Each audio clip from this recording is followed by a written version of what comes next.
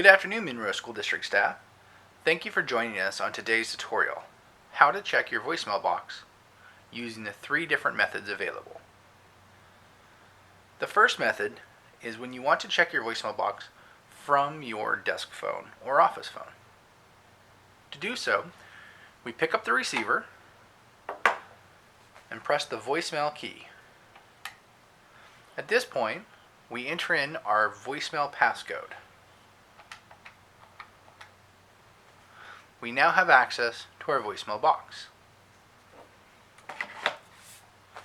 The second method for checking our voicemail is when we're away from our desk phone and we want to check our voicemail box from another phone. To do this, we pick up the receiver,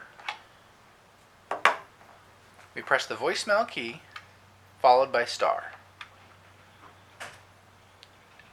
At this point, we enter in our extension followed by star. We are now prompted for our passcode, and now we have access to our voicemail box. And the third method for checking our voicemail is from a landline or a line outside of the school district phone system. To do this, we will pick up the receiver and dial 360-804-2999.